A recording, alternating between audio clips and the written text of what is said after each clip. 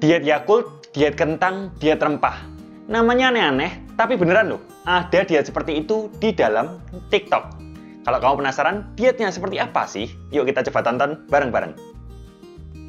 Oke, langsung aja. Yang pertama, diet Yakult.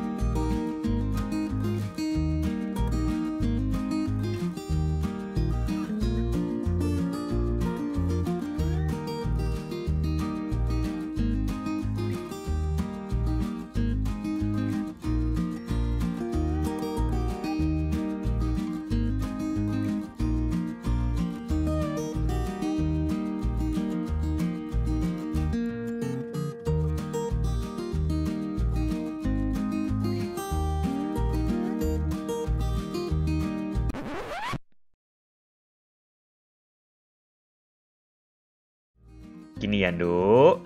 Yakult itu sebotol kalorinya 50 kalori. Kalau kamu minum langsung 15 botol, ya berarti kamu masukin 750 kalori ke tubuh kamu. Dan itu cairan semua. 750 kalori, ya enakan makan nasi sama ayam KFC. Sama aja, malah enak, kenyang pula. Terus, berdasarkan data di internet ya, satu botol Yakult itu mengandung sekitar 11-12 gram gula. Lah kamu minum 15 botol langsung, itu artinya kamu memasukkan 165-180 gram gula sekali waktu. Itu sama aja kayak minum es teh pakai 14 sendok gula. Padahal Kemenkes aja menyarankan maksimal sehari 4 sendok gula alias 50 gram gula. Inilah pentingnya kritis melihat atau mencari label produk makanan. Yang terakhir, Yakult itu sebenarnya tidak masalah dikonsumsi, malah bisa baik karena mengandung probiotik alias bakteri baik untuk usus. Nah, dari situs resminya sendiri, satu botol Yakult sudah mengandung 10 miliar CFU bakteri. Dan hingga saat ini, penelitian belum menunjukkan mengkonsumsi semakin banyak, semakin baik juga hasilnya. Biasanya, dosis tinggi mungkin diberikan untuk penanganan terhadap masalah pencernaan tertentu. Lah ini, si cewek ini nggak ada apa-apa kenapa minum 15 botol juga. Mau bikin tuh bakteri dugem di perut. Tolong ya, kalau konsumsi sesuatu ya sewajarnya aja. Nanti ususnya malah glowing, malah bingung. Lanjut aja lah, kita lihat video diet viral yang kedua. Diet kentang. Jadi waktu bulan Februari itu berat badan aku itu 55 kilo. Tapi sekarang itu jadi cuma 48 kilo doang. Gara-gara rajin makan ini. Selama 1-2 minggu pertama kamu makan ini bisa kok turun 5 kilo. Pertama-tama kamu harus siapin saus ini. Harus pakai yang saus ini. Gak boleh pakai saus yang lain. Karena percaya omongan aku, saus yang lain tuh gak enak. Apalagi yang ada dagingnya. Dagingnya tuh cuma 6.000. Kamu bisa beli di Ava.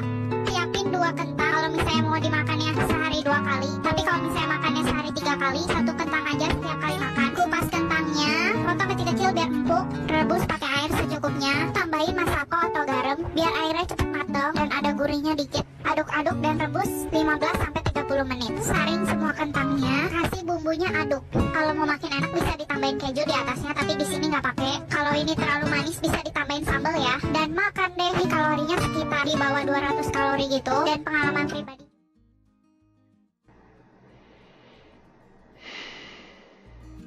Sebenarnya diet ini nggak ada namanya, tapi ya aku namain aja deh diet kentang. Karena ya makannya kentang doang. Terus sebagai notes, katanya sih yang bikin video sudah klarifikasi. Maksudnya ini cuma buat snack doang, nggak makan ini seharian. Tapi bubur sudah terlanjur menjadi nasi. Kontennya terlanjur viral, bahkan nggak cuma di TikTok, tapi aku lihat di akun-akun cewek di Instagram juga sudah diposting, di-repost seperti itu. Bayangkan kalau ada yang meniru, makan cuman kentang dibumbuin gitu doang, 200-an kalori, 3 kali sehari. Kamu nggak cuman bisa turun berat badan, kamu juga bisa dapat bonus sakit, lemes, tidak produktif, berhenti mens, dan berbagai kondisi negatif lainnya. Belum lagi aku berkali-kali mengingatkan, kalori rendah bukan berarti masalah selesai. Selain kalau kerendahan energinya nggak cukup, sumber gizinya dari mana juga kalau cuma makan kentang seharian? Proteinnya mana? Lemak baiknya mana? Vitamin dan mineralnya dari mana? Ini membahayakan loh ngikuti diet seperti ini, jelas akan banyak defisiensi zat gizi tertentu. Sama yang bikin penasaran sebenarnya di videonya kok kemasannya Royco tapi ngomongnya Masako. Saya curiga jangan-jangan isinya Totole. Ambuh lah, nggak nyambung semua. Lanjut aja yang ketiga, diet rempah.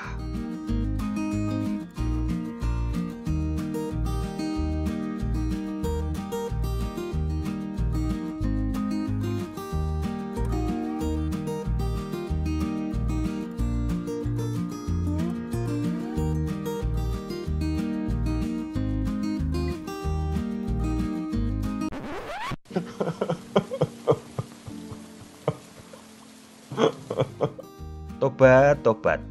Untuk menangani kegemukan, ahli gizi, personal trainer, dokter yang menangani pasien obesitas, semuanya mengkombinasikan intervensi berupa pengaturan pola makan, peningkatan aktivitas fisik, strategi merubah perilaku, sampai kadang mungkin dokter harus memberi tindakan yang diberi medikasi seperti itu atau bahkan tindakan operasi.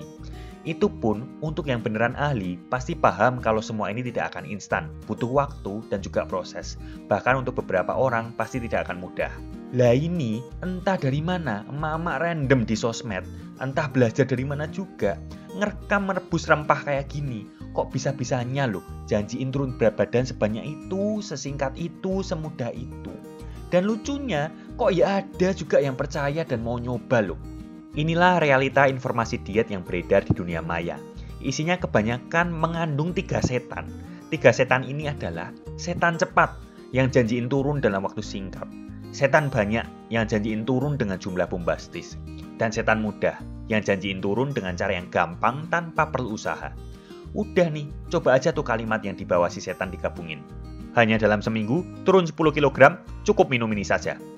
Cukup 13 hari, perut langsung kempes tanpa olahraga. Familiar kan kalimat tadi?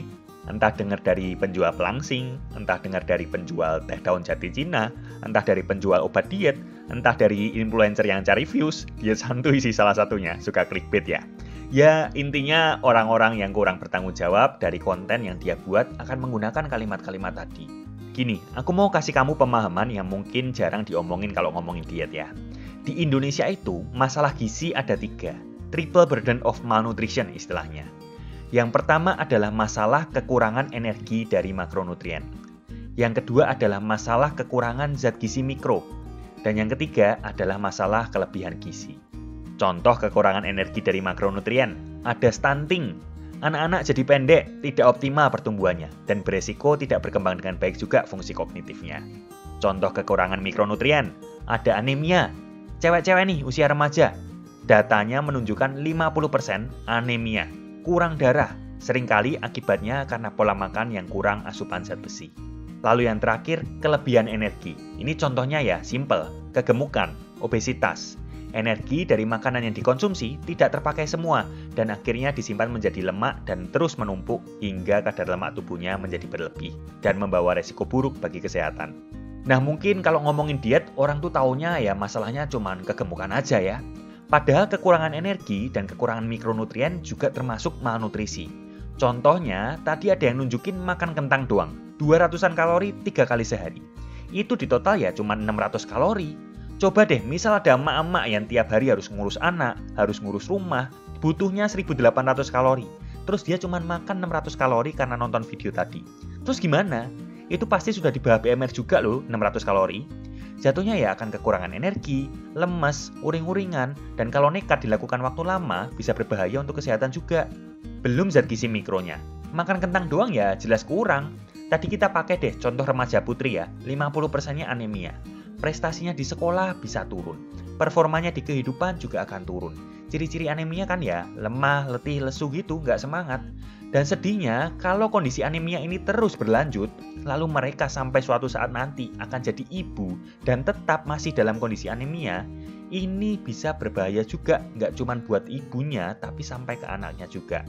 Dan memang kenyataannya, data menunjukkan ibu hamil itu juga banyak yang anemia. Kemarin sempat ada bidan yang curhat via DM ya di Instagram Diet Santuy, pas lagi rame viral buku dietnya Tia Ariestia tuh. Ada bidan didatangi oleh ibu hamil dan posisi ibu hamilnya itu sebelumnya mengikuti diet, demikian. Dan hamil dengan kondisi HB-nya rendah alias ya anemia itu. Untung ketahuan, at least bisa ditangani. Lah kalau yang ngikutin tipikal orang yang tidak sadar pentingnya pemeriksaan kehamilan, wah bisa bahaya. Resiko anemia saat kehamilan itu banyak, contohnya seperti berat badan bayi lahir rendah, pendarahan saat melahirkan, dan ending-endingnya bisa dapat meningkatkan angka kematian ibu. Jadi jangan disepelekan. So, tolong banget hati-hati lihat konten diet di luar sana. Kemarin pas bahas dietnya Tia Ariestia, beberapa ngomenin begini ke aku.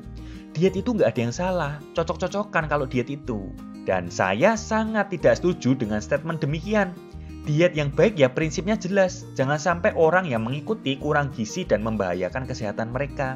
Pendekatan diet memang banyak, mau yang balance, ada, low carbs, ada, low fat, ada, mau yang fleksibel, boleh, mau rigid, boleh, pakai puasa, boleh, bebas. Tapi ingat, jangan sampai kurang gizi. Lah kalau diet itu nggak ada yang salah, buat apa ada ahli gizi? Buat apa di Indonesia dibuat prinsip gizi seimbang? Buat apa muncul sertifikasi nutrisi supaya orang bisa belajar lebih? Pendekatannya bisa beda-beda tapi prinsipnya tetap sama, jangan sampai kamu kurang gizi. Ingat, jangan menyelesaikan masalah dengan masalah. Maunya menyelesaikan masalah kegemukan alias masalah kelebihan gizi. Malah melakukan pola makan yang menimbulkan masalah kekurangan energi dan juga kekurangan zat gizi mikro. Yang benar ya makan dengan gizi yang lengkap dan juga jumlah yang pas. Ingat, you don't have to eat less, you just have to eat right.